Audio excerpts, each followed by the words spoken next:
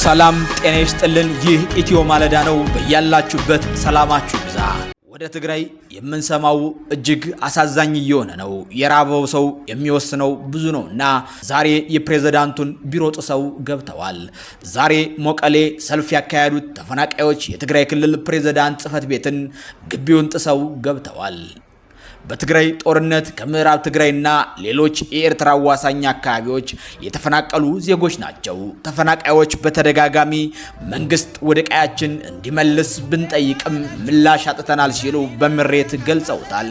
ዛሬ ከጧቱ 1 ሰዓት ጀምሮ ለሰዓታት የፕሬዝዳንት ጽህፈት ቤት በራፍ ቆመው ምላሽ እንዲሰጣቸው ሲጠይቁ የቆዩ ተፈናቃዮች ረፋዱ ላይ ነበር የክልሉን ፕሬዝዳንት ጽህፈት ቤት ግቢ ጥሰው የገቡት። ተፈናቃዮች ምላሽ የማይሰጠን ከሆነ ከዚህ አንወጣም ሲሉም ተደምጠዋል። በእርግጥም ልክ ናቸው። ያለ አድማጭ 5ኛ ክረምትን ሊያስቆጥሩ ነው።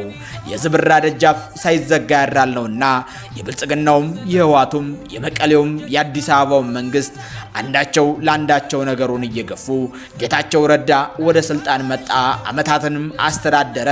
የተፈናቃዮቹን ጉዳይ ሰበቡን ለህዋት አድርጎት የስልጣን ጊዜውን ጨረሰ። ጀነራል ታደሰ ወረደም ወደ ኃላፊነት መጡ። ከመጡም ወራትን አስቆጠሩ። አሁንም ስለ ተፈናቃዮች ሰሚም አድማጭም ጠፍቷል። ከዚህኛውም ከዛኛውም ወገን ዜጎችን ለአመታት በራብ በእንግልት እየኖሩ እያዩ ኑሯቸውን በካምፕ አድርጎ የሚያደምጥ ሰብአዊ ስሜት ያለው መሪ ጠፍቷል።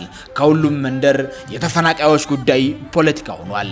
ይህ አድማጭ ያጣ ራብተኛ፣ ይህ አድማጭ ያጣ ቤት የሌለው በረንዳ ኗሪ፣ ይህ አድማጭ ያጣ ስደተኛ፣ ይህ አድማጭ ያጣ ለማኝ መጨረሻውን መገመት በሚከብድ መልኩ ዛሬ ላይ ቢሮ ጥሶ ገብቷል።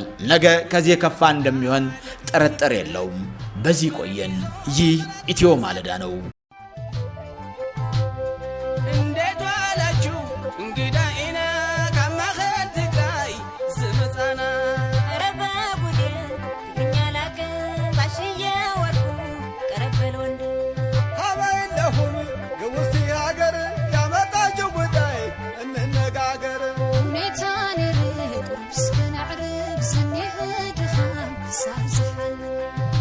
ቻለና ደቂ ወደክ መስመርን ይዞ ጠላቱ ዘሳድቅ ደፎ እንደታቁ ትዘለውሉ ጎጆ ጀጋኑ ትዘዓርፈሉ ጎጆ ጀጋኑ ትዘዓርፈሉ ናይ ቋንቋ ሽግር ኩልና ለና አነን ዘምሕዮይ ግንደሐኒና አነ ንሶን የሰባበር ደህና የለን እንስማማለን ረሞ ደሓን ናይ ሕዝን እግበር